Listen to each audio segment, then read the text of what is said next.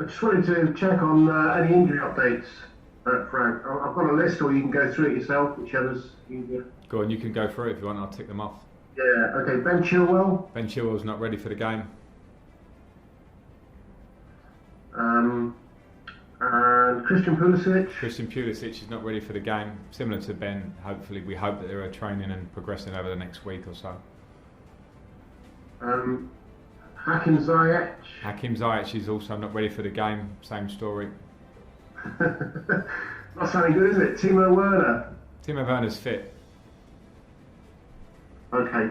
And in terms of Thiago Silva, is there any chance we can see him against Liverpool? No, Thiago has been training with us for the last 3 or 4 days, and we're just working with him on his fitness at the moment. So Liverpool will come too soon for him.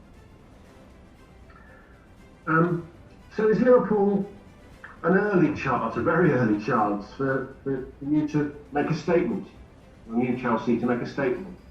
I don't feel like it's the game of making a statement. I think it's second game into the season. We had one win, which was a hard-fought win at Brighton, in a game where we were probably in pre-season zone in terms of our fitness because of the situation of how we haven't had players or quarantines or international breaks. So now we take on what were the best team in the country last season, and it's a nice challenge for us to go head-to-head with them. I think we played pretty well head-to-head with them last year.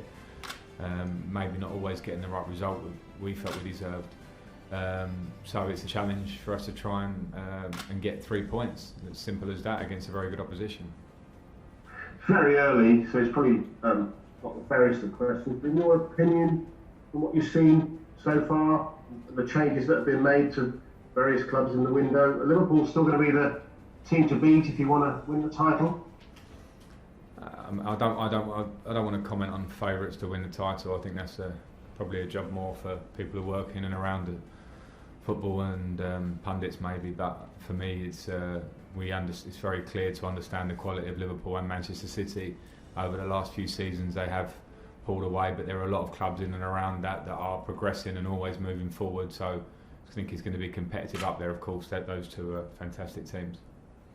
This is why you come into the game, particularly into the coaching game, these kind of matches.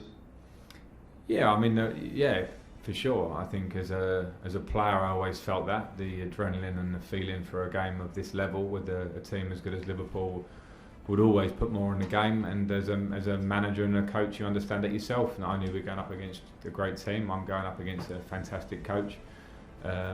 So you want to do well in them. That's what we're in it for. Hi Frank. Hi John. What's your impression been of Thiago Silva this week? Do you think he's the player who can turn into that leader that you've possibly been looking for both on and off the pitch? Yeah, he's certainly a leader. He's not going to sort of turn into a leader. I think he'll bring that with him by nature, and he doesn't speak the language that great, which is something that we will work on very quickly. But we have a lot of players in the squad who are multilingual, can help with that. But by presence, by attitude in training, and by the quality of the player, he of course will command respect, and I look forward to having him around. He seems already very engaging and intent on trying to help the team, and that's all you can ask for as a coach. On the Liverpool game, there does now seem to be quite a lot of needle in these matches. It probably went back to when you were a player, obviously you and Jurgen on the touchline in the last game. It does appear to be turning into a major rivalry now, doesn't it, Chelsea-Liverpool? I don't know, it depends how much you want to make of it. I think if you're two teams that are pushing and driving and trying to be successful, we had it in our years probably where I was a player here. Chelsea were competing to win the leagues, Liverpool not so much. In the Champions League we drew each other a lot, and those games are ultra competitive and they were all very difficult for us always. In the modern day terms it looks slightly different because of the last few years where Liverpool have been fighting at the top of the league, and last year they win it. So competition like that, where we're now in a position where we're trying to improve and trying to close that gap, means that we're both squads, both coaches, both clubs and fan bases, etc., that are very driven to try and win, and that's what the Premier League is all about. And how big a challenge is it for you to try and get the balance right in your side, given now all the assets that you have at your disposal?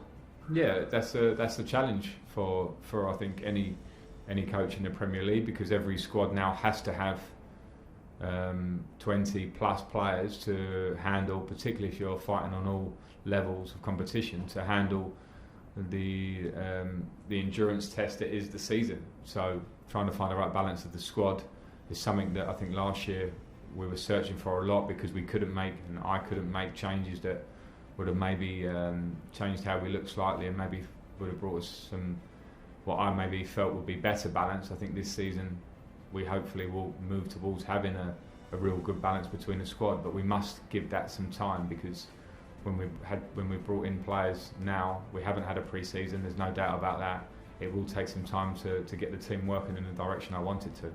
Yeah, hi Frank, how are you? Hi Moose, yeah, good, thanks.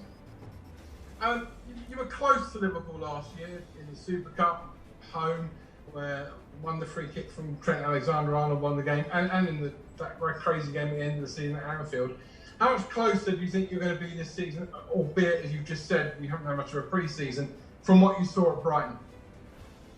I wouldn't relate it to Brighton, Moose. I think that the positive of Brighton was that we showed a real resilience and an organisation about us, and we won a game against a very difficult opposition that I think were ahead of us in fitness levels. So there were a lot of things I know we can improve on from Brighton. I'm very aware of that, and the players will feel that, and some of them afterwards felt like they were striving for fitness because of lack of games and training time.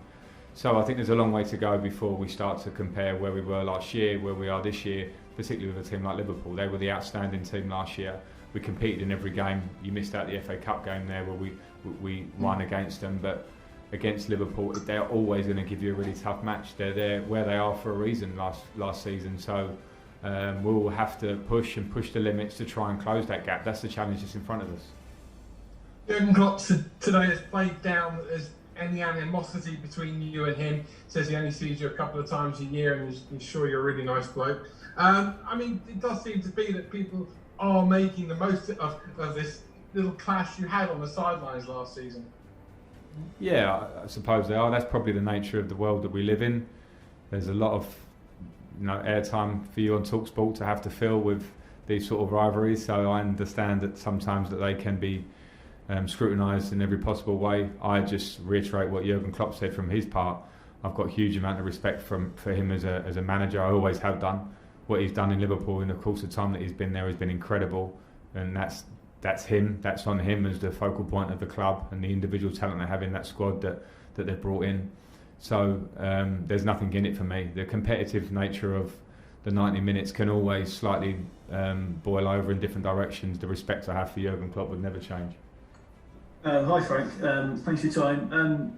Obviously a few of the pundits on Sky had some things to say about Ruben Loftus-Cheek and suggesting that he hadn't taken his chances, but we all know that he's had really tough time with injury, and he's still working his way back, isn't he? What were your thoughts on that? Do you think it was a pretty unfair assessment of Ruben? Do you think it's too soon to judge him, given everything he's had to deal with and the fact that you've touched on it before, haven't you, that he is working his way back? So. Yeah, I know Ruben's story probably second best at how he knows it, but Ruben had a terrible injury, an injury that he worked very hard to come back from over the course of last season.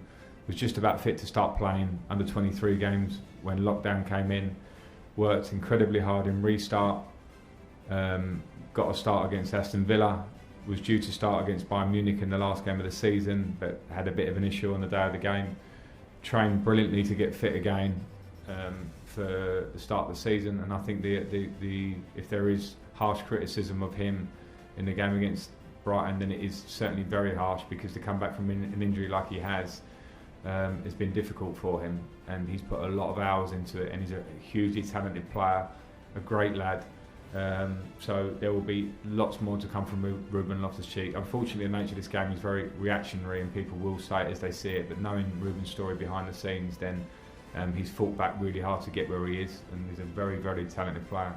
Hi Frank. Timo Werner and Kai Havertz both did interviews this week, and both suggested it's important for them to find the right positions in the team. Do you feel they're in the right positions at the moment, or will that be a matter of seeing how they go?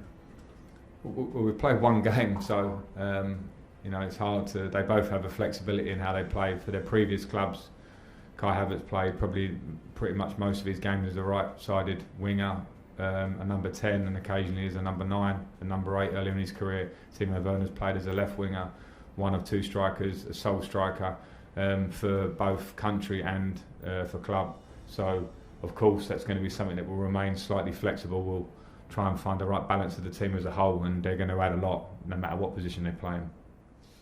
Frank, one thing you and Jurgen Klopp have in common is your connection to the fans. We go into another match day behind closed doors. The Premier League issued a statement to the government asking them to remain committed to the 1st of October for a return to fans at a limited number. You were at the test event with Brighton, so your players got a sense of what it was like to have the fans back. How much do you back that statement to the Premier League? How desperate are you and your players to have the fans back now? Well, we're desperate to have the fans back. I mean, who isn't on either side? Fans, and for us who work in the game included, because this is, part of the beauty of the Premier League is the rivalry and how much we love our clubs and love working for our clubs. I certainly do. And it's not a conversation that I can go too deep on at the moment, because safety and health, as we've found out in the last 6 months, is absolutely number one consideration for everyone. And then when you go one level further, then you say, yes, we want to come back and watch football. So the right balance has to be struck. I understand the Premier League are very keen for it. I understand the government want to do it in the right way. Let's hope that we can do it safely and do it at the right time and the right pace, and get our game back to where it was before. That's, as I say, that's probably about as much as I can say on it.